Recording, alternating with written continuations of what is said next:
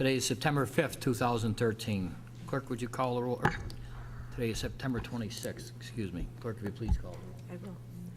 Counselor Graney? Here. Counselor Camardo? Here. Counselor Smith? He gave me a message saying he would be a little late. He will be here, but he's running late. He's got an open house for his daughter. Counselor Zika? Here. Mayor Quill? Here. Would you please join me in the Pledge of Allegiance? I pledge allegiance to the flag of the United States of America and to the republic for which it stands, one nation, under God, indivisible, with liberty and justice for all. If you remain standing for a moment of silent prayer reflection.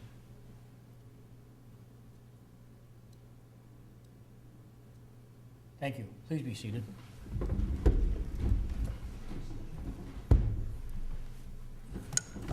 Start out with our publicly heard, and clerk, if you would read our rules and regulations. At this time, we will open the public to be heard portion of our meeting. As a reminder, and pursuant to City Council rules of procedure, prior to addressing council, speakers are asked to state their name, address, and affiliation, if any. All comments should be addressed to the entire council and not to individual staff members.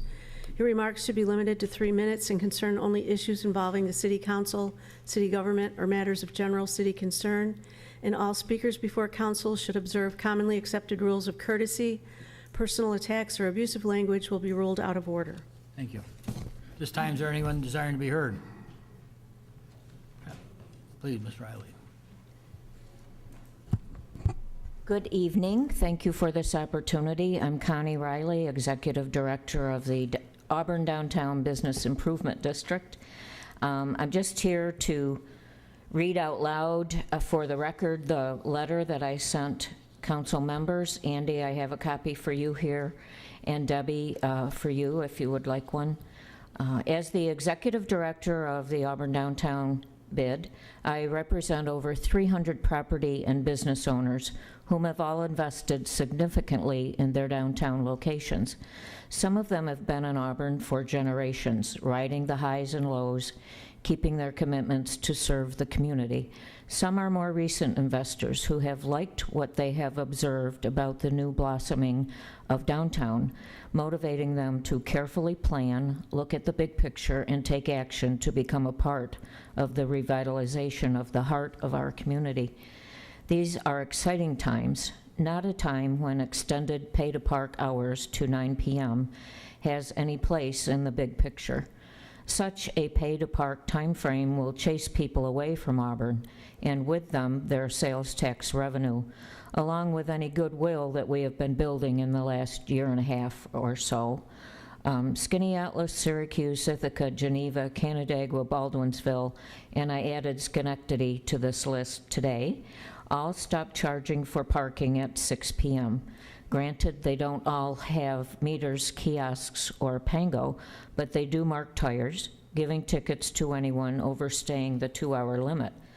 They understand the importance of making evening hours welcoming, relaxing, fun, and having visitors look forward to their next visit to their communities.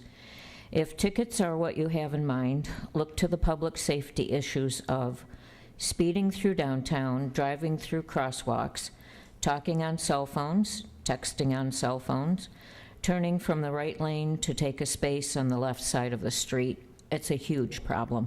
It holds up traffic in both lanes. And we also have a lot of bicycle riders speeding on the sidewalks. So these are all well-deserved tickets that would bring in revenue and make our community much safer for everyone. And if you are truly wanting to meet with business owners about this issue, there are enough who have volunteered that I can bring together a few in an instant, or there will be a number of people at this Thursday's meeting and next week. However, this venue doesn't lend itself to discussion. Bid board members and bid members are eager to meet with all of you, any of you at your convenience. I do know that parking revenue is important. I also know that Pango is what it is. It's taking a while to get it off the ground. However, I think the cold weather is going to be a great motivator, And I've been working with the Pango people, and we're just kicking off radio commercials this week. If you wrap it up, please. Yes. So, yes, I definitely will meet. I'm thinking I should meet with my board members, get a group together, and make a presentation Thank you. about what we think. Thanks. Tim Lattimore, legislator. How are you? Mayor, council. As you know, I do represent the downtown area in my district, and I've served as council member and mayor, and it does take a long time for a plan to come together, and it is finally coming together. When I was mayor, I was against the kiosk situation. Parking has always been a problem downtown, and now that we do have a good problem with people coming down at night, I wouldn't want us to push those people away with a parking issue. So I don't think we should charge at night. I'd be with the Downtown Bid Association to go along with my support with saying, do not do that. I just got back from a conference of counties talking to Batavia, which is putting in a large milk plant in Batavia, and their wastewater, they have a biodigester, which is going to treat it. They're going to produce a lot of energy off of it to feed some of the plant and to change the loads that the milk plants produce with their wastewater. And I think that we should have some cooperation with Batavia, since they've been in the business for a while with other projects that they've had in their 9 industrial sites. They'd be very willing to come down and help with Ms. Murphy wastewater issues that might be coming up in regards to ours. But what I wanted to say is downtown theaters and everything else are great, but we do need the manufacturing sector, and we are building a large milk plant. I hope that everybody has a chance to go out and see the cranes in the air, and hopefully we'll get more of that activity in our industrial parks. So thank you. Thank you, Mr. Lattimore. Is there anyone else this evening? Mr. Bush?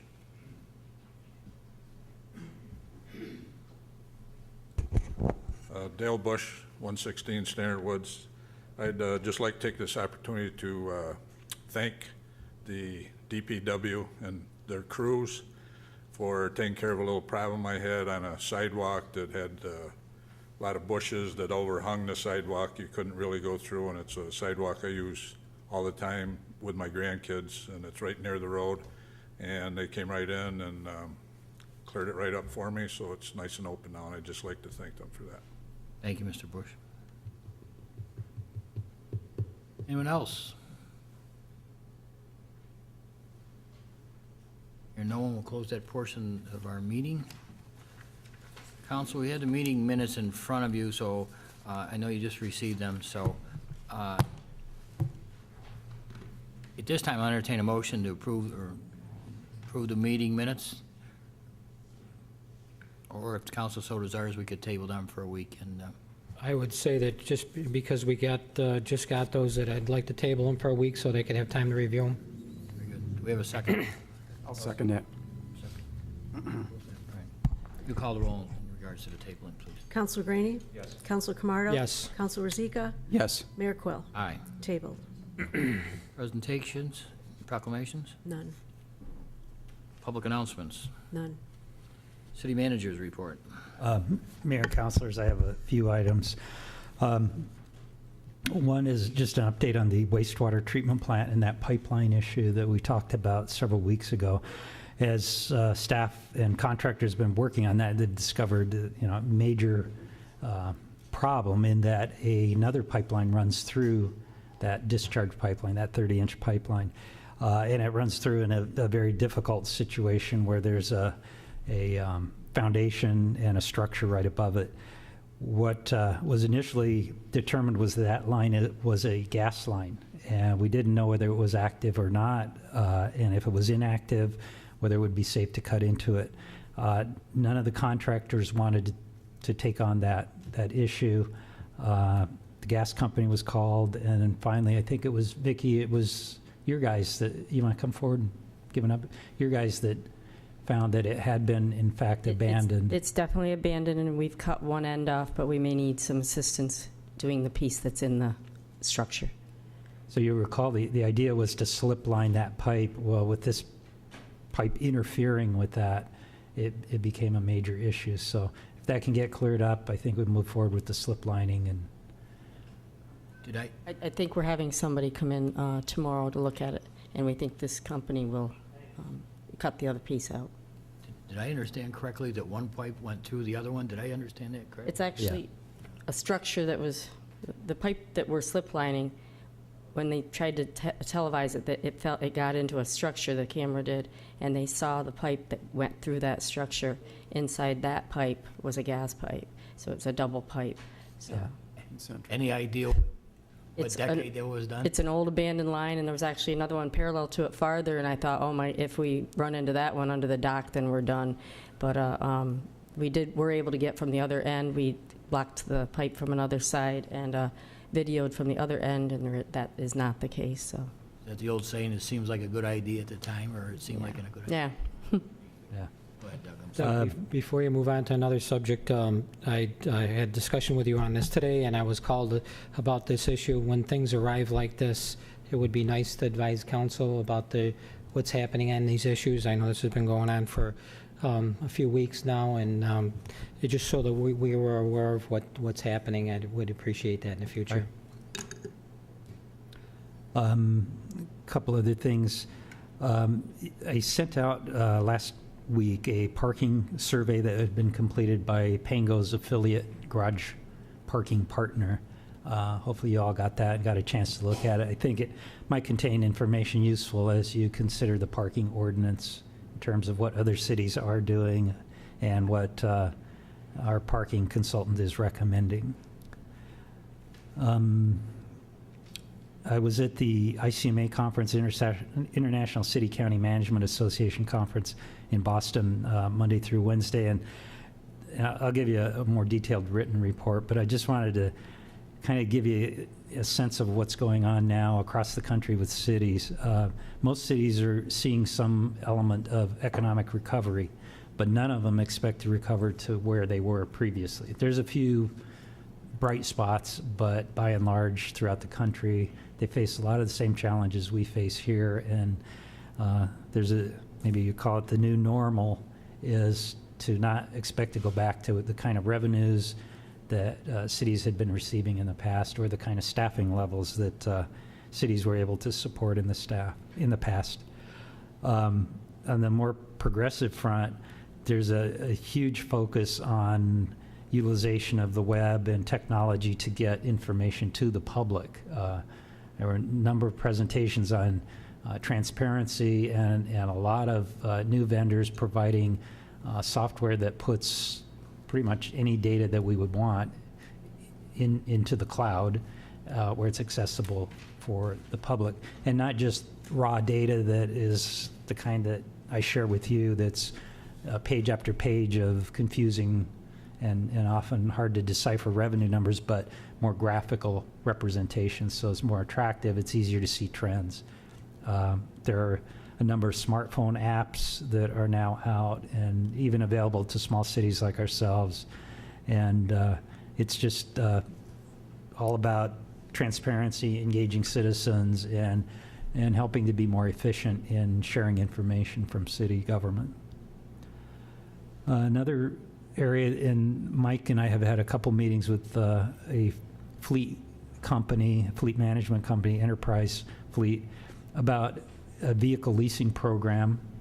A couple councilors had mentioned this, I think, over a year ago, about the city's potential opportunity to take advantage of our ability to buy vehicles at a low price, use them for a couple of 3 years, and then be able to sell them at close to what we purchased them for. We internally don't have the structure to really manage a fleet like that, but a company like Enterprise does, and others do. The advantages would be it would give us, over a period of 5 years, evolve to a fleet that's average age is about 5 years old, reduce our maintenance and garage costs, give us more uptime for our employees, get us better fuel mileage, and get us a better trade-in value because we wouldn't be running the vehicles into the ground. Because today, basically what we get is salvage value. They no longer can be used on the roads, so we sell them for scrap. What I'd like to do is issue an RFP, an open invitation to see what kind of proposals we get from the various fleet management companies for this kind of a operation. I sent you a draft proposal that was used in another jurisdiction. We could build on that. There would be no obligation, even if we entered into an agreement with the company, we would write it so that there's no obligation for us to lease even one vehicle if it doesn't look like it's economical for us. I'd say go forward with it, we'll find out need some Yeah. information on it, and we won't know unless we have something to work Right. from. I agree. We should explore it. It's a trend that's very, Yeah. very positive. One other thing, we have I get approached by a lot of vendors and suppliers and things, and selectively, I listen to them and look at what they have to offer. We were approached by one vendor with a time and attendance system. If you're aware of how the city handles its time and attendance, it's all manual paperwork. A lot of clerks' time is spent, especially in the bigger departments, calculating proper overtime rates and things of that sort. So we've talked to this one vendor, and October 1st, we're going to have a little webinar. We're inviting all the department heads and their clerks to come in and just explore it. We don't have any budget money to do this, but I just want to let you know we're looking at it in an effort to be more efficient and to have better tracking of time and attendance issues. So, as often these things are, it's not a effort to downsize or outsource. Some of our staff are concerned about that, but simply today we have one payroll person, and with the Affordable Care Act, with pension plans increasing, she's got more than enough to do. And if we can automate some aspects of this, I think we'll get better accountability and better utilization of the people we have.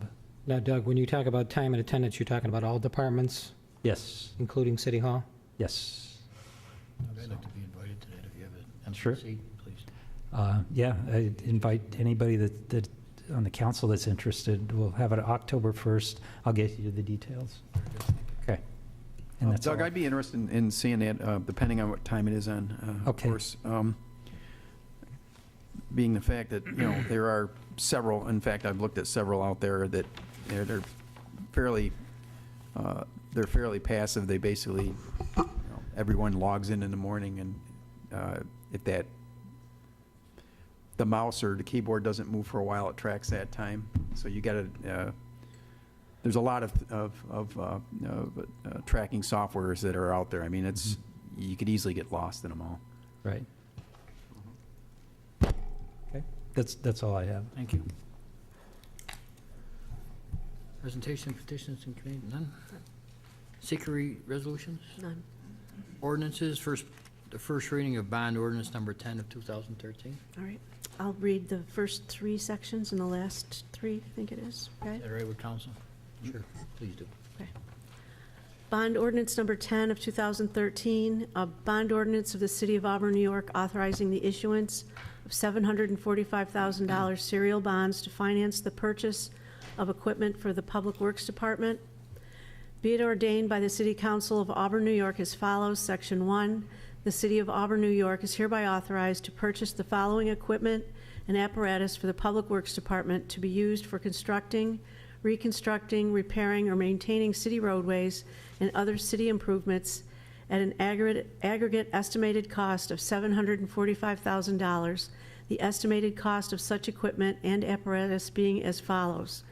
A, machinery and apparatus for construction and maintenance costs costing more than $15,000 and less than $30,000. The purchase of machinery and apparatus to be used for constructing, reconstructing, repairing, or maintaining city roadways and other city improvements, the cost of which is more than $15,000 and less than $30,000, including 2 park and median mowers at an estimated cost not to exceed $40,000. B, machinery and apparatus for construction and maintenance cost $30,000 or more. the purchase of machinery and apparatus to be used for constructing, reconstructing, repairing, or maintaining city roadways and other city improvements, the cost of which is $30,000 or more, including a loader backhoe, a tractor, a street sweeper, and 2 dump trucks, at an estimated cost not to exceed $705,000. Section 12, this ordinance or a summary of this ordinance shall be published in the official newspaper of the city for such purpose, together with a notice of the city clerk in substantially the form provided in Section 81 of the local finance law. Section 13, this ordinance is not subject to a mandatory or permissive referendum.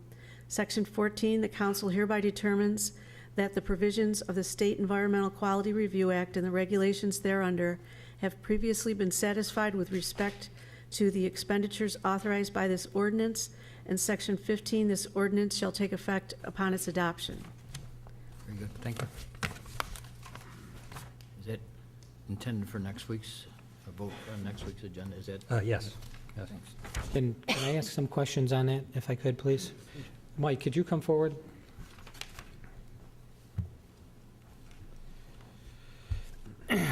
I see you're looking to buy a street sweeper, which I know the city needs in the worst way. Is there any lease agreements that are out there with a street sweeper? Because, you know, this piece of equipment sits around for 6 months. You Right. don't use it, unfortunately, with the winter months we have. So it's a big piece of equipment just Right. sitting there, you know, costing the city a lot of money, unfortunately. And is there any lease programs that we could enter into, or long-term rental program? Yeah, there is, and there's also a comment I'd like to make on the sweeper itself. The one that really seemed to would really fit our needs is one that's a little bit smaller and a little bit lighter, which is really important because then we could have anybody drive it. It doesn't require a commercial driver's license, so anybody who's on and available can be out using that. But to answer your question, yes, leases are available out there, and you know, as far as the interest rates go right now, I'm not a finance person, but they're probably pretty competitive right now. So. Is it something we could get some information before we Yeah. give the go-ahead on purchasing one? Second thing, Mike, is I want to make sure that, we've talked about this in the past, that all this new equipment is rust-proofed before we bring it in, because looking at some of that equipment that the guys have shown me, the rust eats through everything with the salt and, you know, the amount of salt that they carry. Counselor, I decided against bringing in some ghoulish photos of the condition of some of our equipment because on, you know, at some level, it's a little bit embarrassing, but that's what we have to use. You know, our department doesn't ask for much. It's been a while, and this is much needed. And, you know, all this can do is increase our efficiency and reduce some other maintenance costs, especially. I've been in the car business a long time, and I think the money would be well spent on rust-proofing even the big Yeah. equipment. Counselor Smith, go ahead. Yeah, thank you, Mayor. Just going to piggyback on Counselor Camardo's comment on the sweeper. Now, it's a smaller sweeper that we're buying? Weight-wise, Okay, so as far as it has the capacity to do the streets? Yep. As the same. So then what's the, again, explain the benefits, though, of buying one rather than leasing one, other than the fact that we don't need a certified driver? well, I guess just like making a personal decision of whether to buy or lease a vehicle, I guess both would suit our needs. There are definite advantages to leasing, obviously, as Councilor Camardo said, because it is going to be dormant for the winter months, and why, I mean, we're probably going to be paying on it during the winter months also if we break it down into 12 installments, but I think probably leasing is important here because the buyout at the end probably would be minimal if we decided to do that at that point. Now, these are pretty labor-intensive vehicles. I mean, they tend to break down quite a bit. Yeah, and that was the problem we ran into with our one that has since been auctioned off. That was in 1990, and we ran it right up probably a lot longer than we should have because the efficiency curve, because it is a grunt type equipment. Sure. It bounces, it scrapes, it's you know, it's mechanical. It's a lot of abrasives that go through it. I think the amount of moving parts that you have in it wear out quicker, and that's why you'd want to get into a cycle where you're replacing that instead of having huge maintenance costs for a piece of equipment that labor intensive, as you said. And I can speak also from the volume of calls that we do receive. This is probably one of the more common concerns we have, is the condition of some of our curb lines and what's ending up in our storm sewers, which in turn ends up down at Vicky's plant. So this, you know, the more I get comfortable with really what our residents want from us, this is really up there in priority, I believe. Mike, go ahead, Counselor, please. A few years ago, we were leasing the loader and backhoe. Why did we get away from that? I don't know. That ended before I got down there. That I don't know. I do know that we were into that for a couple years, and then it expired for whatever reasons, I don't know. And I thought that was a great program. There was no maintenance by the time you put tires on it, and Yeah. you know, major changes. We were turning it over, and I think it was pretty much a wash. Yeah, and once again, Counselor, I really don't have much information other than I'm aware of the program, and it was, by the time I was down there, it had expired. So, Are we going to look into, you know, re-looking at? yeah, because I believe you can, even though it's not, you know, they're not brand new anymore, but I do believe there are programs for that type of, you know. The JBC, I mean, we're getting the JBC equipment. It was brand-new equipment, and we were running it for 2 years, and we're turning it back in. Yeah. Mike, then another thing Doug touched upon, and I'm sorry, I didn't, is using this equipment for 2 to 3 years and then turning around and selling it, because as a municipality, we're able to buy this equipment at a reduced cost on state bid. And, you know, when you turn it back into the commercial areas, you're able to recoup quite a bit of your initial investment on the vehicle or piece of equipment. So I'd like to look into that if we're starting to move this around and it's not costing us a lot of money to keep newer equipment, and, you know, it's at a minimal cost to, instead of using it, and like you said, at the end, it's not worth anything, and it's costing us a lot of money in maintenance. And that is an ideal situation. Unfortunately, I think at this point, it would take us a little bit to build up to that point, but I think this is an important first step for us. It's something we need to start looking into Yeah. as money starts to dry up, unfortunately. Mike, do you have, and something maybe that we're not looking at or understanding, anything against leasing a loader and a backhoe or the street sweeper? No, I have nothing at all against lease. there I know we negatives? haven't, as a city, we really haven't done it, I don't think, too often in the past, though I'm aware. Reason why, that's why I've. Yeah, I don't know. I think the trend, I don't know.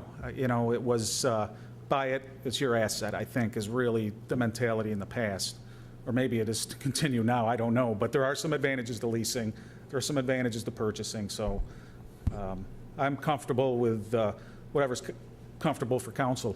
Well, we should look at, you know, both and make it a dollar and cent decision, basically. I think that's the only way of really making that decision is what makes fiscal sense. Well, I Mike, mean, I'm sorry, Mayor, go ahead.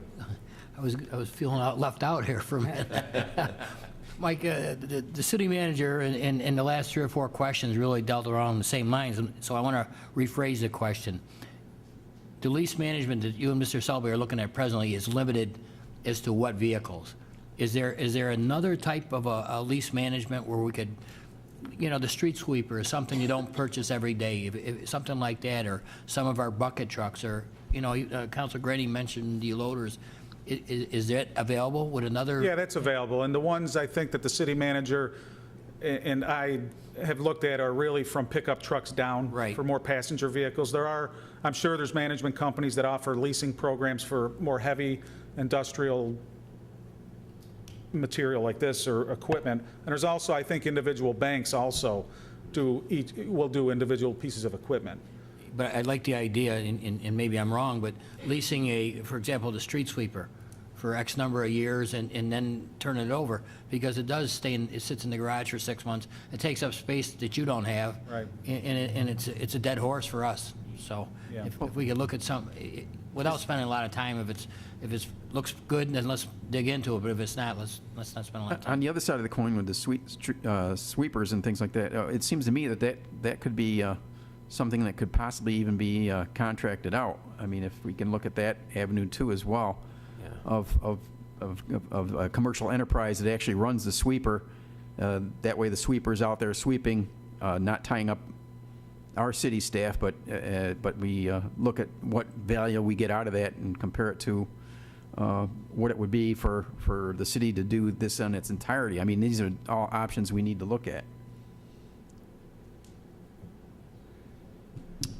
What I found as far along those lines, I haven't located a company that specifically does street sweeping, but like we have this past year, we have located companies that do rent sweepers for months. And that's what the DOT does. That's where they really tie up a lot of sweepers statewide, because that's how the majority of their sweepers are Well, rented. you've got the even Wegmans down here has a contractor comes in and runs essentially a sweeper through their lot, I believe at least on a monthly basis. Yeah. So I mean, that's a similar equipment. I would think that the difference between a parking lot and a roadside is not a real significant difference. Yeah, I think what you see in most parking lots are air vacuum. Right. What we need is mechanical, because we do apply salt in the I've winter. seen both over there. Yeah. I mean, I've seen them with the brushes and I've seen them with the vacs. Yeah, I mean, it's 109 miles of roadway, so it might be, because we really, in our budget, of course, we'd have to weigh the purchase or the lease price in there also, but we really don't have much in our budget as far as street cleaning, because the labor comes out of, we don't have any labor allocated to that account. It's, everybody works together out of different departments. Yeah, that's why I'm saying it may be beneficial to look at actually having an outside contracted company doing this. So just to free up the city personnel for much more, worthy tasks such as maintaining the road surfaces themselves and the drains. Mike, what it cost you to lease the sweeper for a month?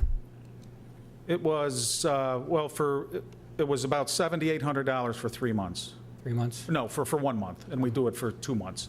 So we do it for a month in the spring and a month in the fall. I'm sorry, $700 or $800 a month? No, about 70, it was $7,200 a month. $7,200, And then with the okay. delivery, it was tack on another 200, I believe, so it was right around there. And then multiply that by 2, because we do 1 month in the spring and one in the fall. About 15. So you could really use about 5 or 6 months of sweeping. Well, what do you figure a new one's going to run, Mike? Do you have any idea? Right around, the one that I referenced, a little bit smaller, we don't need, top of the line, we don't need all the bells and whistles. We want one that's practical and trustworthy. It's about $180,000. And what's the life expectancy for those, roughly? Well, we seem to blow that curve out. I probably about, realistically about 8 years.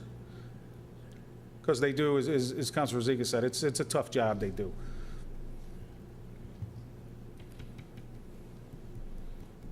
Thanks, Mike. Thank you.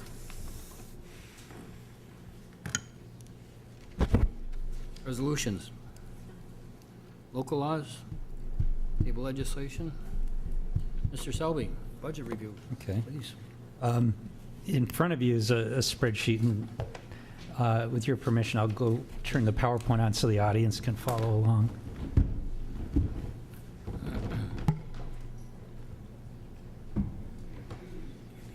Andy, I think those are some extra copies, maybe somebody in the audience wants them. You're going to circulate it?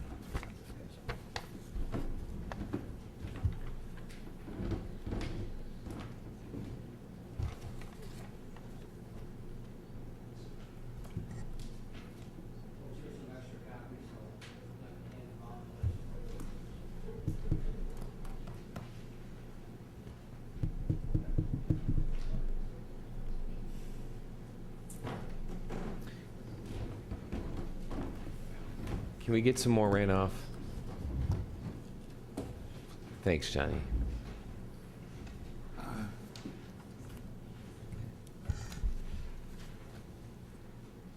This sheet summarizes the end-of-year operating results for last year.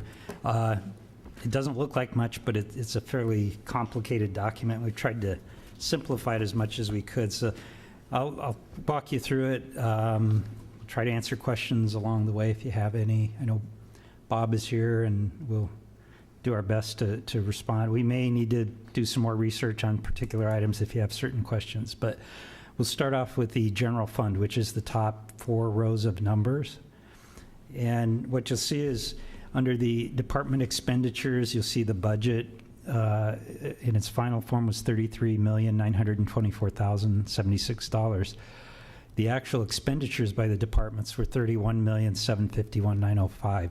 So the departments did very well. It was a tight budget, as the council knows. It was a difficult budget to pass, and it was very lean, even with that, as a result of holding positions vacant, deferring purchases, reducing operational expenses, reducing some capital financing costs, and also a less severe winter than we budgeted for. We came up with a substantial reduction in the amount that was spent compared to the budget. The second line item, which is transfers to other funds, that reflects, is not included in the expenditures above, but it reflects the city's transfer of general fund money into other accounts of the city. The biggest one being the transfer of $2 million to the Power Utility Fund. And you recall that towards the end of last budget year, that action was taken to cover a deficit that had accumulated over the past 3 years. So when you look at that line, you'll see the $1 million, which would basically pay water, sewer bills, landfill charges, and so forth. And then you'll see the $200,000, or $2 million, I'm sorry, that was amendment that went to the Power Utility Fund. So in total, that budget variance was only about $71,000. The revenues is a different story. We didn't get the kind of revenues that we had projected, and I'll explain a little bit of that. The revenue line in the general fund is, the sources include property taxes, sales taxes, state aid, fees and charges, return on investments that come from our special revenue funds like sewer, water, and landfill. We only last year projected a 1.2% increase in the overall revenues of the city, which was fairly modest. And that would have totaled an additional $394,739 over the previous year. But we failed to meet that revenue projection and ended up with, on paper, a deficit of $1,358,047. Now, because we saved money on the expenditures, the fact that the revenues didn't come in great kind of offset that. But let me tell you what is in that $1,358,000. $1 million of it is state aid revenue that was we actually received the cash in that fiscal year, but we didn't put it on the books until the following year. That was the biggest chunk of it. The other parts were lower than expected utility gross receipts, lower than expected franchise taxes, lower than expected parking revenues, and lower revenue from the sale of foreclosure properties. There's also $150,000 that is a FEMA grant that was expected to be part of the revenue picture for this past year. It's actually part of the revenue for this year. We'll see those revenues this year. The final line is kind of a summary of what happened with the fund balance in the general fund. We started the year with a budget that had a gap of $1,784,067. That was filled with fund balance as part of the budget process.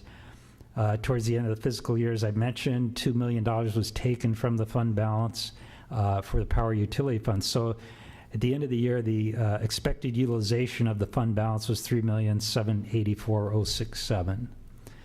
What was actually expended was $3,025,486. So we underran the general fund expected expenditures by about $750,000. Now, part of that is an element of department expenditures. And if we look at the general fund, and it's not reflected on here, At the end of the fiscal year, the unrestricted general fund balance was $3 million, $3,002,035.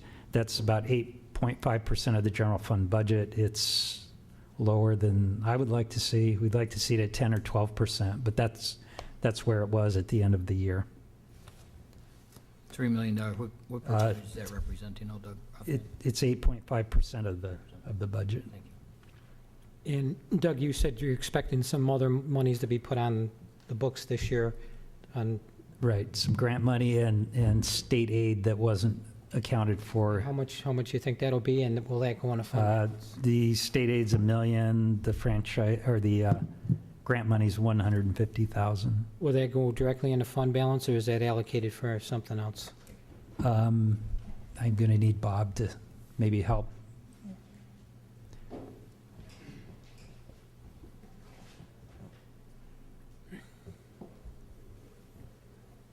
That'll go into the fund balance. It'll go into the fund balance, so that'll raise the fund balance to approximately $4 million then, Yeah, at the end of next year. at the end of next year, if we don't have any draws on that. Right. Let's get this straight then. We have another $1 million coming from state aid? No, we received it, we just deferred the revenue into this year when we took the spin up, the advance Okay. money. It's an But you're- accounting. You're going to put that back in the fund balance, and that'll increase the fund balance to $4 million, correct? I thought we used that already. No. The spin, okay. I We thought we used it in the we last received it, we didn't, when you book it, you defer it. We used some of the spin-up money last year and Right. to balance the budget. Basically, we accounted for it as if we did take it ahead of time. It's been in the bank, but we just didn't recognize the revenue until this year. So the total spin-up, or spend money was approximately $3.2 million, I think, wasn't it originally?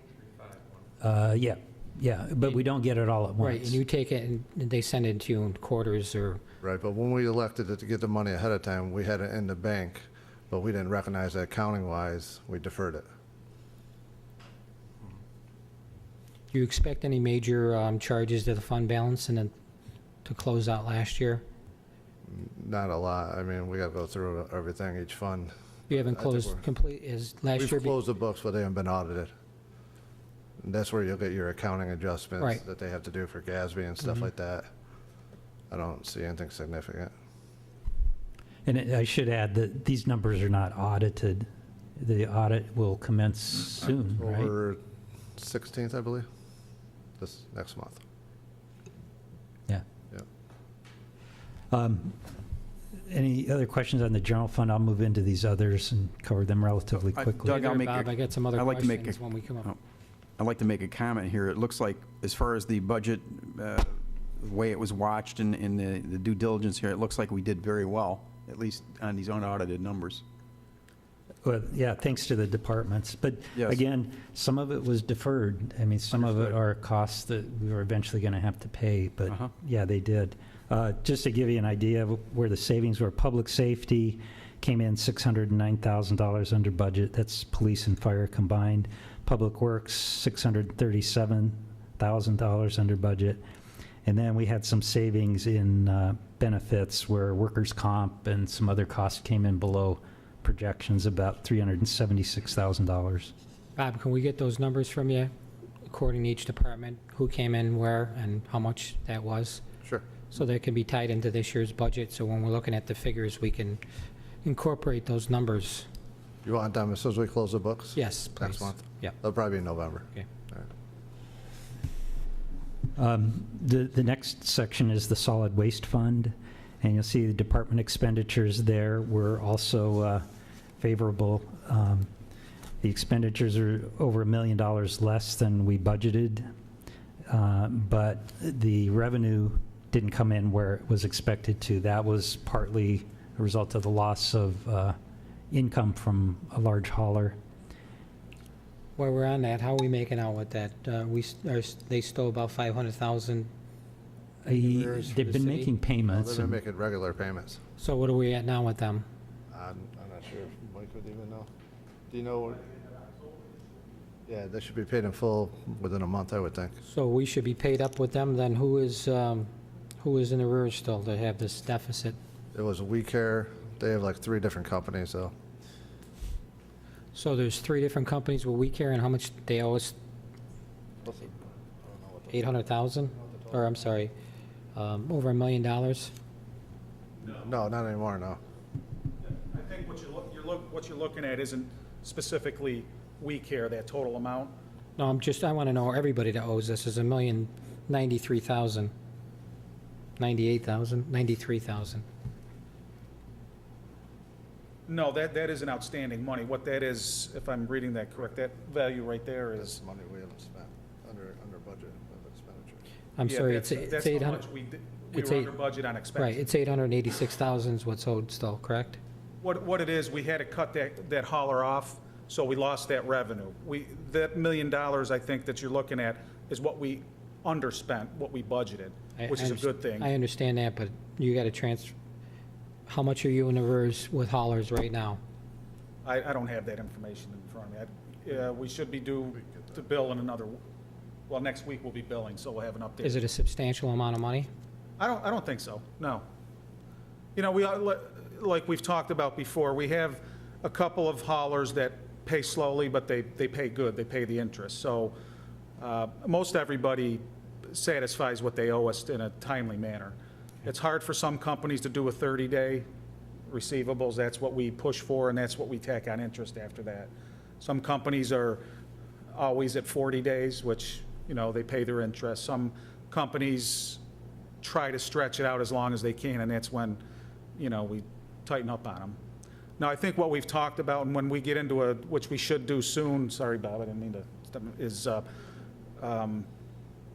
when we get into the solid waste discussion for the future, for some of these haulers, I think we should make them provide us a performance bond, so that if this happens, you know, we can exercise that bond, so we don't have to go through this collection effort. That should accompany every contract that we have out there, so that we're not holding the bag on some Yeah. huge amount of money. But they should, and you know, we'll verify it through Bob's office, but they should be paid up within 40 or 45 days. Very good.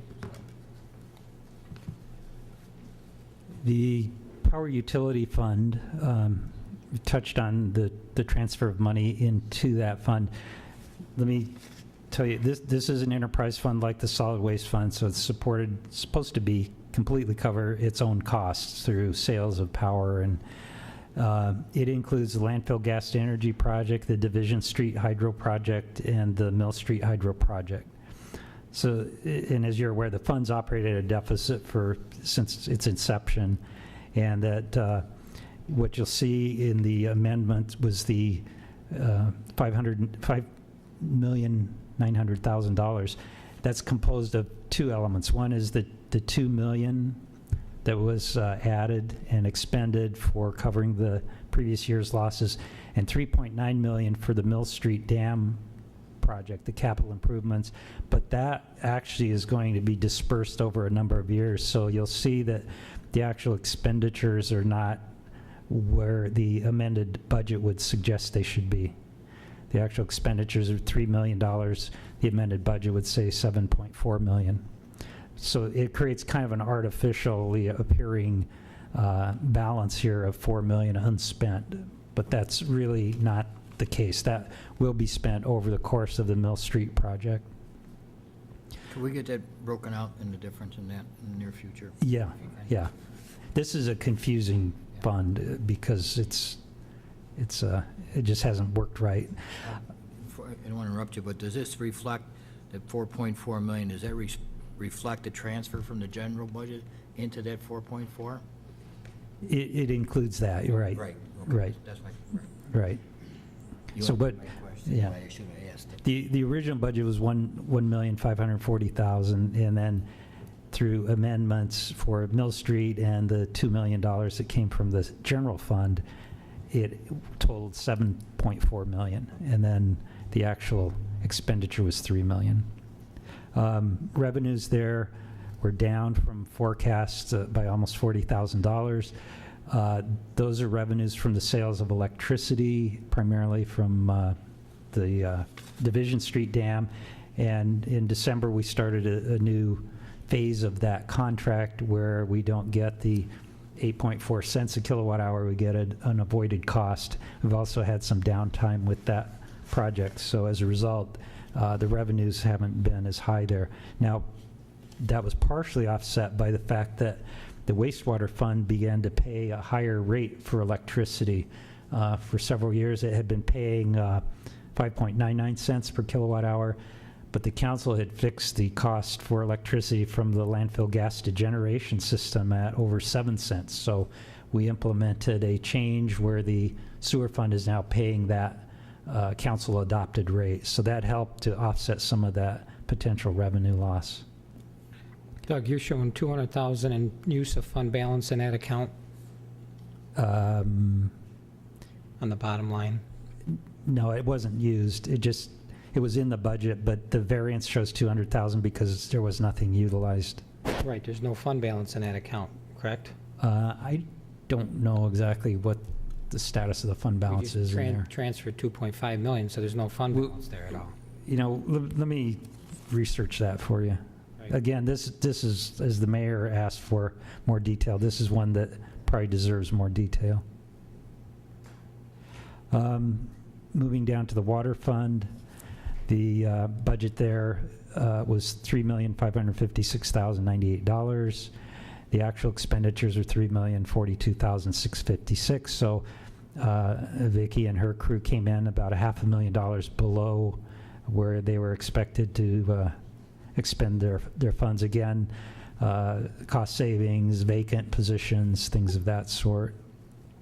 The revenue for the water fund was good. It actually came in $280,000 above what we'd budgeted.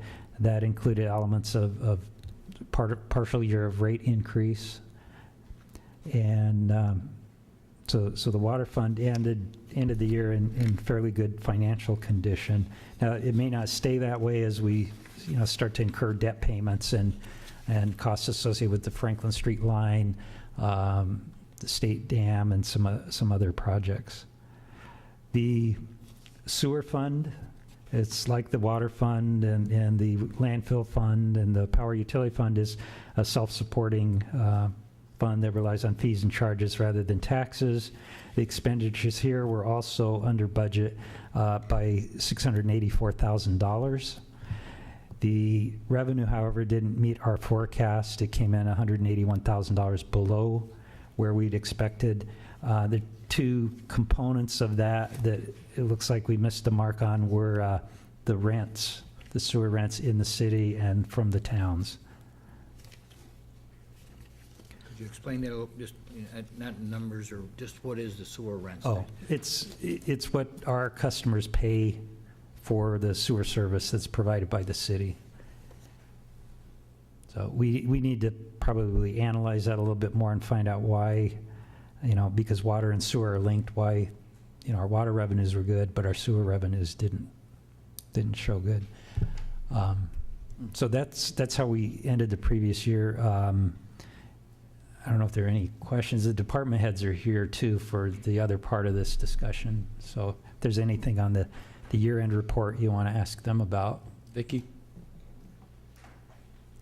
I'm just asking if you could explain the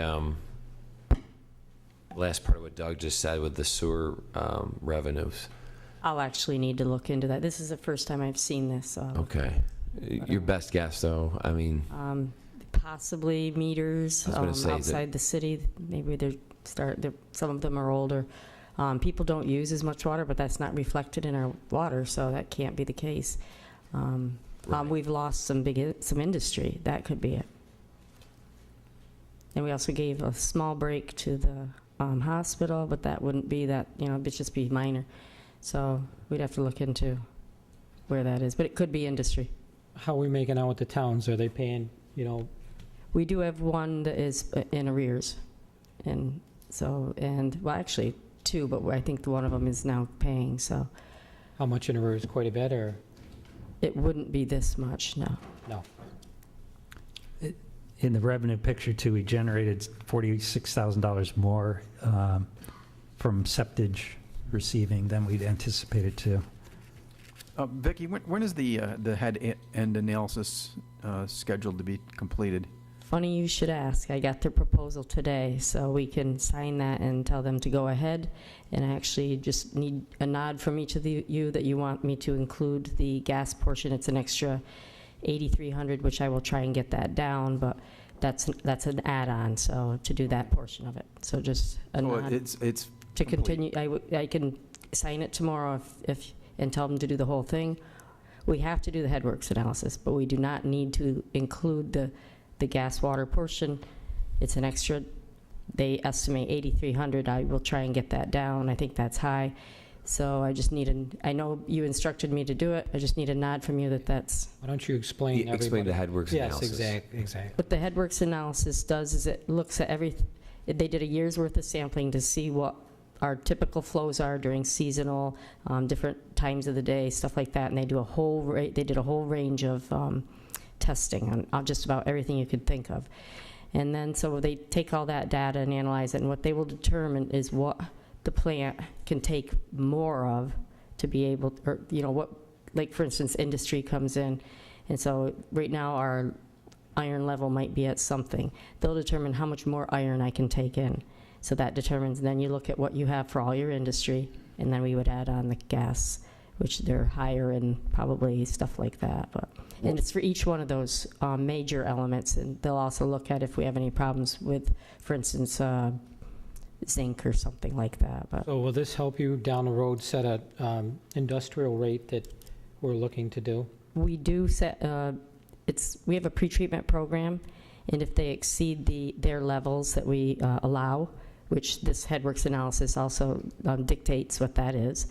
And if they exceed that, then we charge them a surcharge for every 1,000 gallons. And this will, I'm sorry, it's actually by pounds. this will identify an individual trucking or whoever sends? No, this tells us what we can take, and they sample it quarterly. And then if the sample shows that they're high on, for instance, iron, then we charge them for that whole quarter, the pounds of extra that they sent to How us. do you identify where that's coming from? For instance, if I'll use McQuay as an example, they're in our program, they sample quarterly. They will send in their samples. If we find quarterly that they're high in iron, then we look at how many gallons they use for the whole quarter, and we calculate how many pounds of iron they're over their limit, and we charge them. Now, explain who's doing this headwork analysis. It's not the city of Auburn. No, it is not. It's a consultant. It's a GHD. They're out of Syracuse. We asked a couple different companies, and they're the only ones that gave me a proposal. So Now, where's the DEC involved in this, or the EPA? they will have to review the headworks analysis when it's complete. So essentially what this does is it monitors what your current levels of discharges are, and this determines what you can add to it to still maintain under the legal limits. Yep. That's it in a nutshell. Yep.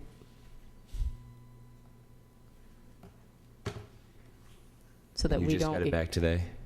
It just got the proposal in today. All the sampling was done at the end of August, and I talked to this consultant probably 3 weeks ago, and I just got the proposal in today.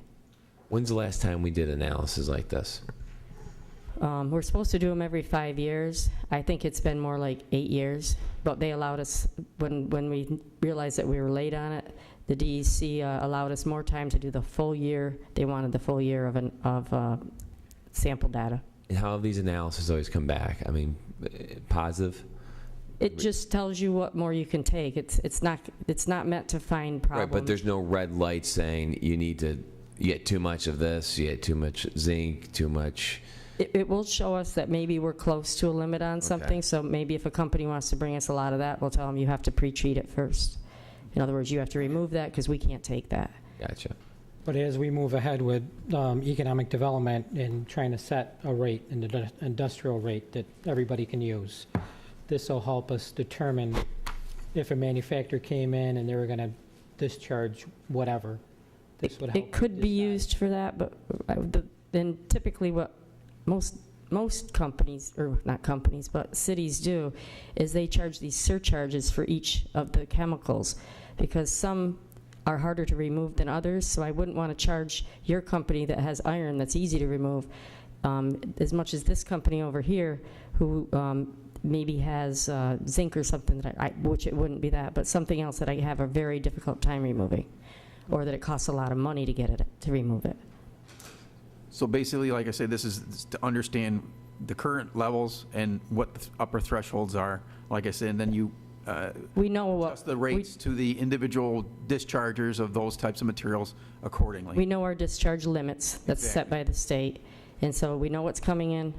Now we know what more we can take, what we remove, Exactly. and yeah, And these levels are all set by the DEC and the discharge rate levels, yes. so the When we have to meet those. DEC is the ultimate controlling agency here. Maybe if we didn't have one pipe going through the other, our iron levels wouldn't be as high. I know it's on the other end, I realize that. If you're all set. The other part of the budget is something that the council asked for, and that would be a monthly discussion update on where we're at with the budget this year. I'll confess, this probably isn't the smoothest thing, because we probably need to refine this quite a bit, because, I've given you about 70 pages of detail, department by department, and but I took the message from the council. You want enough detail to be able to know where we're trending. You wanted the department heads to attend these meetings, and we would do it monthly. So this is kind of a kickoff. It may be a little bit rough, but I'd like to, just say a few words about what you have received, is 70-some pages of details. It reflects the expenditures for the beginning of the fiscal year through September 12th. It is not a steady rate of expenditure, nor are the revenues coming in any kind of steady trend, and there's valid reasons for that. On the revenue side, for example, you might look at property tax, and we book all the property tax right at the beginning of the year.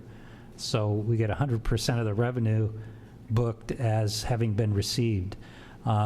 Our other revenue streams don't always come in that way. State aid comes in, I think, in 3 different increments. Other funds and fees come in as they might be due, or in the season when there might be some activities where people are paying fees for events and sports. So that's kind of a caveat to basically say, if something looks like it's a little bit out of whack, there may be a reason for it. Or it could really be out of whack. We could be spending more than we anticipated. And what we did find is that in some budgets, because we close all standing purchase orders and requisitions at the end of the year, some departments like Public Works will renew those right at the beginning of the year, and they're standing orders for purchase of materials throughout the coming year. Fuel, gravel, consumable materials that are used throughout the year. So you'll see, if you look at the Public Works budget, you'll see a number of those. We also, as Mike and I discussed, has a new person in the department, and certain things may have gotten assigned to the wrong accounting category, so we're going to straighten that out as well.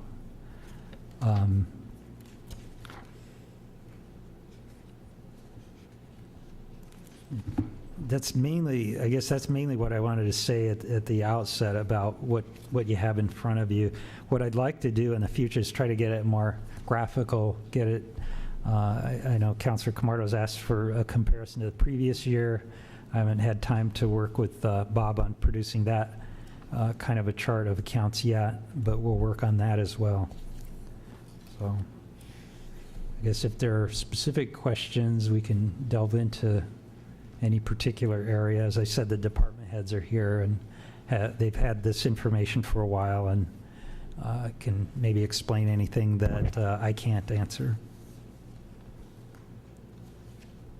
Be more interested in the next one that comes up, so I can compare first versus the second, get a better idea. Personally, that's what's going to work for me. So I can't speak for council, but that's mine. Questions, council? Anything else you have? That's all I have. Thank you. Counselor Smith. Other business? Yes, please. I spoke with the city manager earlier today, and I spoke about this earlier several months ago, about an issue dealing that a resident I might have spoke earlier on, and I might have missed it, on the issue of rats. And this, unfortunately, is something that this section of our city has been dealing with for quite some time. And I don't understand the health department's lack of concern or lack of action in dealing with this. When you have young children, especially, and families living in an environment that's infested with rats. And I couldn't imagine working next to such a facility, having rats come scurrying over, while I'm doing my day-to-day business. Our codes department has known about this, and we've brought this up publicly, and we've talked about this. But I understand, Doug, and correct me if I'm wrong, we have sent an exterminator to the residents. An exterminator was there on the 16th of September, and I talked to the exterminator. They were called back again this week. All right, and again, the issue is why this wasn't dealt with back in May or June, when we did have codes enforcement down there. I mean, we were told publicly that the issue was being taken care of because the rats looked dizzy. I don't know what a dizzy rat looks like, but that's what we were told. Again, this is kind of what bothers me, is we have situations like this that are so cut and dry, but then we're writing citations for people with chip paint on their house. That's why I have a hard time to fathom it, and I do. My heart does go out to the codes department at times, because the courts are not helping them at all on many of these issues, and they do have a difficult job. But this is something that's so easy. To me, it is anyway. It's so easy to enforce because it's so blatant. I mean, they physically can see that there's live or dead rats all over the place. And this was supposed to have been taken care of some time ago. So hopefully this extermination works in 2 weeks and this is no longer a problem. But I guess the bigger issue for me is why this was not taken care of back in the spring when it was first brought up. Counselor, I also have a problem with this, and it goes across the board with communication. And when you talk to certain individuals in the city and they say that they're following things up, we get calls from constituents every day about problems that exist in the city. We make a call as a councilors or as the mayor, and we would assume, and it's a bad word to say, assume that they're being followed up and being taken care of. And I think we need to do a better job of this so we don't have to keep following things up like you're talking about tonight. I've been involved in this issue many times and talked to many departments about this, but it doesn't seem like anything happened. But we got to do a better job when we come to these issues, and we make department heads aware of them, that they are being followed up and communication is being given back to either the city manager or to ourselves about these issues. Because the worst thing is when somebody calls you, you follow up on it, and then within a few months later, they say, well, what happened? How come nothing happened on this issue? And it makes us look bad. We try to do the proper thing, follow it up, and it's not being followed up. So I think we need some good attention in this area when now we're talking about it. What I may suggest is that when we get incidences like this, that they be recorded, and then either the department head or the one in charge here monitors that list and makes sure that those occurrences or those incidents do get addressed. And I think that should be a metric of the performance of that department. I mean, if until there's responsible and accountable behavior, what you're saying is going to continue. Unfortunately, a lot of our people are very busy. Maybe to them it's not a priority as far as some of their other tasks, but in all reality, the priority is basically dictated by the man sitting up there on the bench. So when incidences such as rats like these are being brought forth, and not only is it it's more than a health issue, it's a safety issue too. You know, children can get bit by them. They do cause a lot of damage, and it just propagates disease. So the mere fact that something like this, which is an obvious impact and has a great magnitude, that it just slips through the cracks like this, is embarrassing and appalling as well. So again, like I say, we need to have these things documented and dates for expected closures, and someone needs to be held accountable if it doesn't happen. I got a question. Please. Andy, now, who's responsible? Is it the health department or our codes department in a situation like this? Health denied, I'm sorry, Andy, didn't have to interrupt you, but the health department said they had nothing to do with this. Well, that's what they would say. Yeah. I think the answer to your question, Bill, is all of the above. There has to be a concerted effort by all branches of government to address a situation like this in an effective and timely manner. The biggest problem that I see with this particular situation is that it's not necessarily the result of a code violation that can result in rodents. So that the responsibility for a situation like this can be passed. But fortunately, our codes office is not taking that position. And while our codes office and the city manager may not have acted as quickly as you had wanted, Mr. Smith, the fact that they've addressed it and they've taken proactive measures, I think is something that distinguishes us from perhaps the health department, which says this is not our problem. Well, a couple of things. The nuisance law that we had passed, I believe it does not include rodents, but would it be a good idea for us to include it? To amend that nuisance law to include rodents. And if we can do that, I'd like to do that within the next 2 weeks. So noted. Excuse me. So that would give our code enforcement a little bit more teeth. And I know the code enforcement officers cannot just knock down the door and walk into someone's home, and we don't want them to do that. I understand that, but and I can't mention some of the other options we can have. I don't think it's proper to say it publicly, but I think there are other options legally that we can do. If, for instance, if it is Section 8 housing, which I'm not sure if it is or not, it's not. So, all right, then scratch that one. It could, though, in the future, Counselor. Yeah, if... This particular case it may not. No, in this particular case, no. But in Section 8 housing, I know you just deal with... you deal with them. I mean, they have to apply to certain standards by the government. Well, yeah, but I don't want to exclude that for any amendment. No. Part of it. No. That's my point. If we have, so I would like to add that to the nuisance law to give our guys more teeth. Now, the question in regards back to the health department, I mean, if they say no, we say yes, so that really leads us to nowhere. So I guess my question is what's going to happen? Not a question, but a statement. What's going to happen is it's going to lead property owners who are being annoyed by this, by rats in this case, to take the law into their own hands.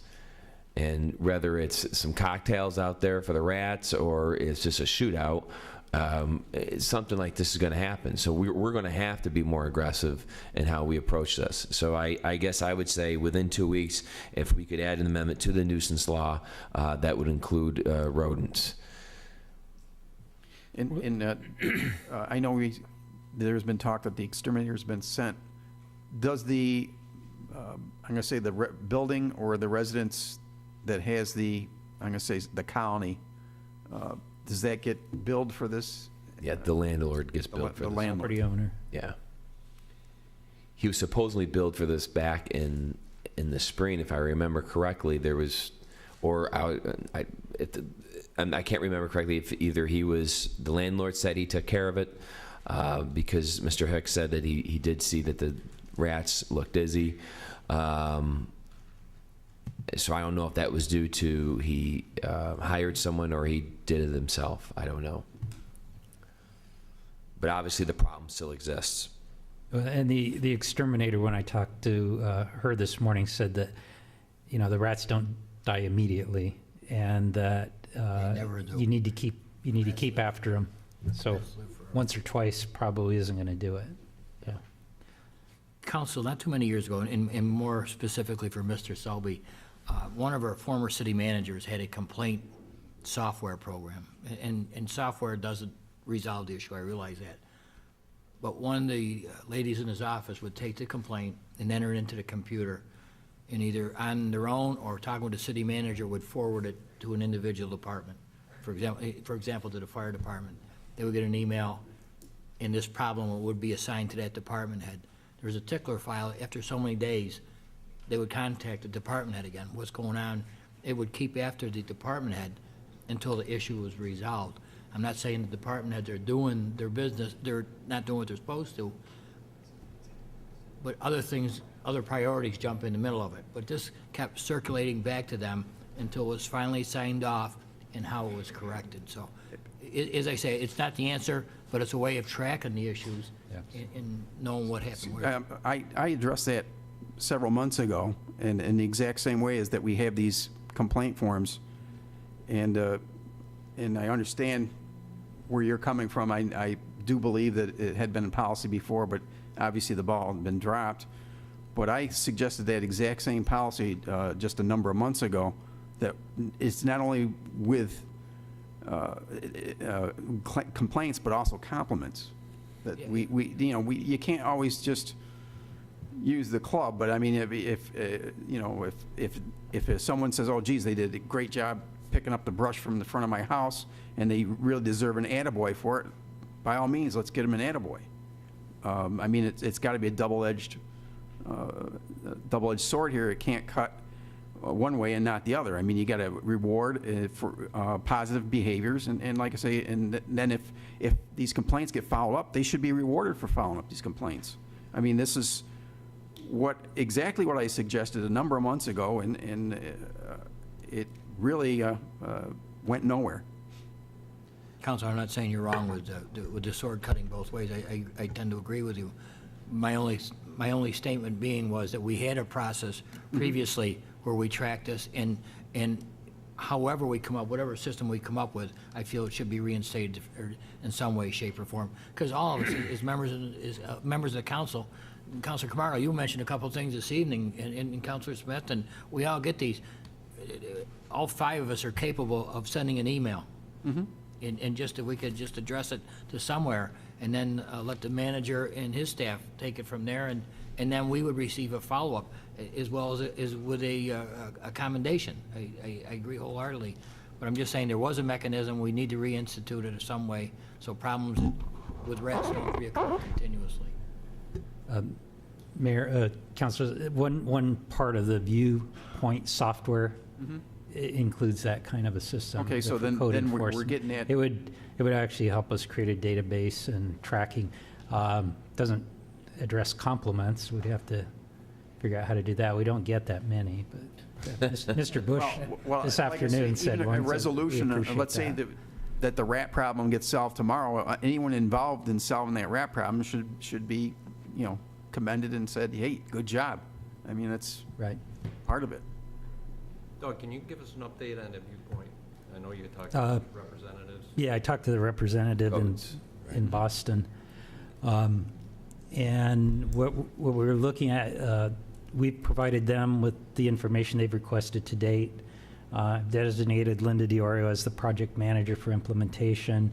We'll put together a stakeholder team here.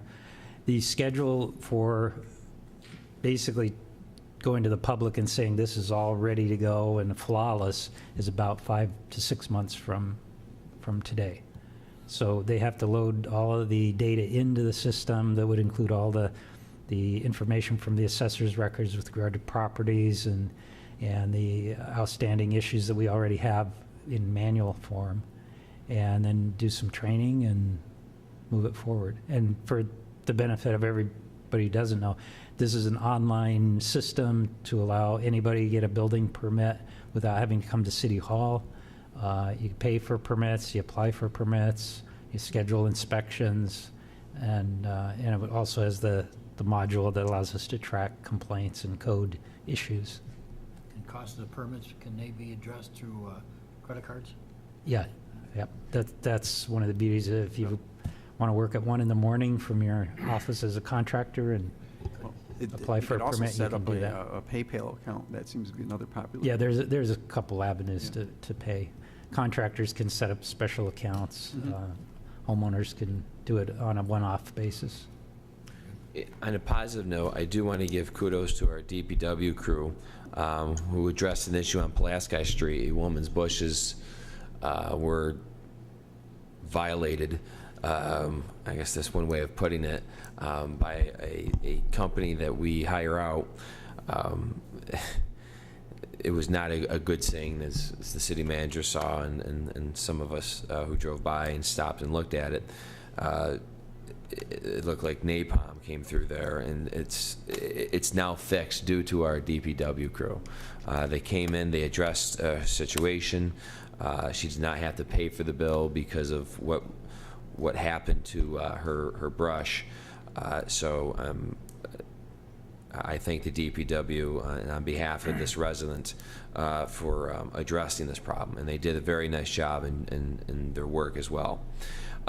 Just one other item, the YMCA, could we put in front of the Y, it's like the Fast and the Furious there, especially around after school, the cars at 3:30, 4 o'clock, people after work are working out. I mean, they are just flying through there. Could we get those yellow pylons or whatever, the fluorescent pylons standing there, just maybe slow things down, Chief, or if we can get something there?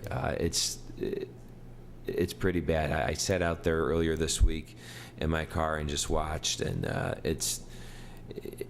you got to run the 20-yard dash or the 40-yard dash at least at a 5.5 to get across there.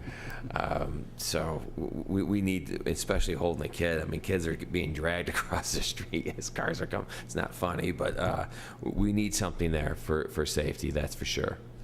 The chief's out there, I'm sure, looking. Yeah. Couple other loose ends, and I'd still like us to move forward, and I believe the rest of council on the certificate of need, so that we can get that uncomfortable feeling off your plate. Again, with the performance clawback. Another thing is we kind of still need to keep in the forefront. We have to plan for when we run out of landfill space, so we're not caught with our looking the wrong way here. It's better to start planning now. Again, like I say, we should start looking at the RFQ process again for what's going to be our ultimate solution, so we can be well prepared and turn on the switch at the appropriate time and not have everything be a last minute scramble for a solution. The time to plan is when you know it's coming, and we all know it's coming. Before we go down that path, I want to see how long we have is just to have local trash put into the landfill, because we need to look at generating methane gas in that landfill because of the investment we have with the cogen plant. While we're on the subject of trash, Doug, could you bring us up to speed? I've gotten some calls this week from Seneca County, and Seneca Meadows are proposing a rail system to the landfill and through the city of Auburn. Could you give us an update on that? I probably only know what you know. Okay. I've seen what was Just so sent to folks you. know, if you could give an overview on that. Andy actually is more knowledgeable. We talked about it this morning, Andy and I, so you want to share? Yeah, the plan, as I understand it, John, is to attempt to diminish the amount of truck traffic on 41, 41A, 520, and 414 by using rail to transport trash from downstate to Seneca Meadows. As I understand the proposal, the trash would be brought in enclosed containers. In other words, they'd be a rectangular container on a flatbed flat car, and what I've understood the reports to be, the trains would be approximately 48 cars and 1 or 2 engines, which would be the equivalent of 96 trucks. So that's the concept, that's the theory, and obviously most of the trains would come through Auburn because that's the most direct route from the metropolitan New York, New Jersey, and Connecticut area.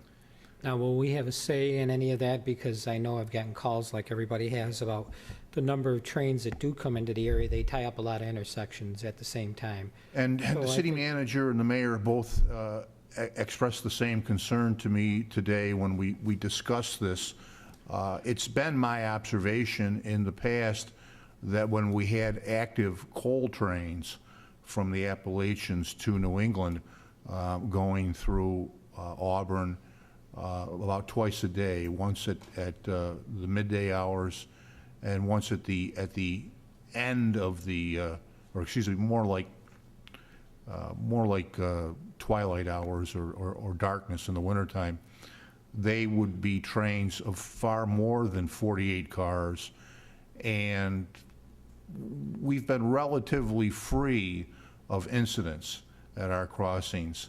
What they did in the past with those through trains and what they do presently with the through freight trains that connect with CSS and Salve or with Norfolk Southern in Watkins Glen is they tend to run those trains at the beginning of the day, the end of the day, or right in the middle when the Geneva turn job or the Salve turn job are taking their lunch or they're on a siding or they're spotting cars at the various areas.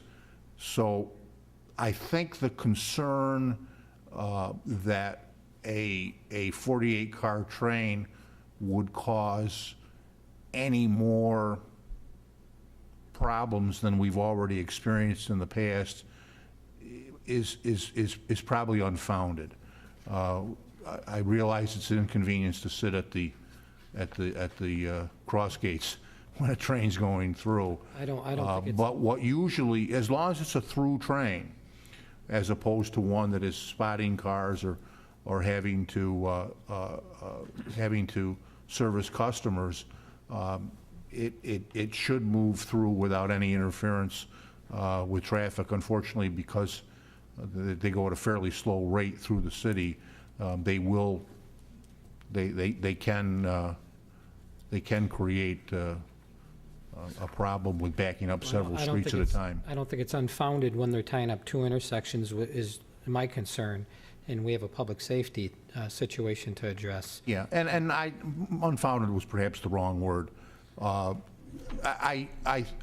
guess what I was trying to say is that we've experienced in the past when Finger Lakes had an active coal train business, more train traffic and longer train traffic than is presently proposed by this proposal for trash, so that a greater problem than may or may not have been experienced in the past is probably not something we can anticipate. I think ultimately the question for council will, and for the public, will be the balancing the problem or lack of a problem of truck traffic with the potential problem or lack of a problem with train traffic. Sure. If you live on Genesee Street, when the truck traffic is nonstop, say from 1 o'clock in the morning to 4 o'clock in the morning, you're going to think you have a terrible truck problem in this city, and you're going to probably welcome the trains. If you live down near the train track and you're trying to sleep at 2 o'clock in the morning, when the trash train goes through, you're probably gonna be mad that it wakes you up. So I think that's the balance that will have to be struck here as the public weighs in and as the five of you debate the merits or demerits. So we certainly can speak to it, but it's a lot like the Route 81 situation that you addressed last month. We can intone one way or another, but it really is under the jurisdiction of the federal government. They regulate train traffic, and while we can certainly speak to what is our preference, and we can talk to the Town of Seneca Falls Planning Board, which is doing the site planning of this project and any environmental review of this project, by and large, ours would be just a recommendation. Well, I just, like I said, I want to make sure that our public safety is addressed with such a long train tying up multiple intersections, so I think that needs to be looked into. You know, looking on both sides of this, I mean, there's 6,000 tons of garbage that could be coming through. And I want to preface my comments first by I have an opinion either way on this because I haven't done the research yet. But is there a possibility that there could be a benefit from this for the city? Where if we're looking down the road to sending garbage down to Seneca Meadows, here might be an opportunity to do that. And you mentioned one of the other positives was maybe the lack of truck traffic. So again, I don't know. It could be more of a detriment. I just think there's something that we might want to look at both sides here as a potential positive as well. Absolutely. I just want to make sure that we do address some concerns that have been brought to the table, and I want to make sure that we bring those concerns forward. And to dovetail with what Pete was talking about earlier, Mike and Doug both remarked to this morning when we were discussing this issue that, hey, this may be an opportunity for us to be able to ship our waste product very, very affordably, since the railroad runs relatively close to our landfill. So there may be a benefit down the line if and when we decide to get out of the landfill business. So those are the kind of things to think about. You will hear from the people who live on Route 20 and who live on South Street about truck traffic. And you will hear from the people who don't like trains, and the balance will have to be struck. Anything else, Council? Recap. Councilor Smith asked that Corporation Council look into adding rodents to the nuisance law. Councilor Smith also asked that yellow pylons be put on the street in front of the YMCA. Councilor Rozika asked that council get back on track with the certificate of need and plans for the landfill. That's it. Is that correct, Council? Yes. And I believe Councilor Smith asked for that to be returned in 2 weeks. Yes, thank you, Mayor. The nuisance ordinance. Correct. He's requested. I didn't put the 2 weeks because it would be a first reading kind of thing. 3 weeks. Well, yeah, however it falls through. ASAP, I'll put that. And just that, Andy, you can keep us up to breast on any new, developments that are happening with the proposed train trash truck. Both the mayor and the city manager asked me to contact the city or town attorneys for the town of Seneca Falls regarding this today, and I will do that, and we'll report accordingly. And is there a particular rail route line that's going to be heavily burdened with this over the, I know there's a couple, but. The only one that has a close enough proximity to Seneca Meadows is the Finger Lakes Railway, which runs from Salve to Geneva and has trackage rights south to Watkins Glen. So from a realistic standpoint, since there isn't an active way yet to get the trash, the westbound, or excuse me, the eastbound trash from the west to Geneva from Lyons, that's in the works, all of it is going to come through Auburn. Whether it comes from, say, the Buffalo area, or Cleveland, or Pittsburgh, or whether it comes from New York metropolitan area, which is presently planned. So whether it comes from New York by CSX up through Albany to Syracuse, or by Susquehanna up through Binghamton to Syracuse, either way, it will ultimately come through Auburn to get to Seneca Meadows, all of the downstate trash, and for that matter, much of the western trash, if they expand to do that as well. Right now, they're only, from what I understand of the proposal, what I've studied about it, they're only talking about trash from the New York, New Jersey, Connecticut area.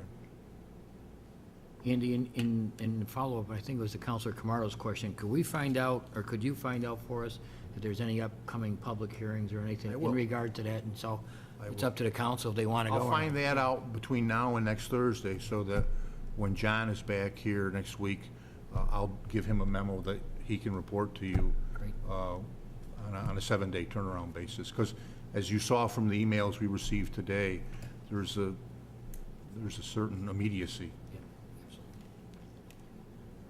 We have a request for executive session. Mayor, I have 2 items. One is a union negotiation, and the other is a contract issue. I have one contract as well, contractual issue. Very good. And I believe there's one that may fall into the category of a potential litigation. Okay.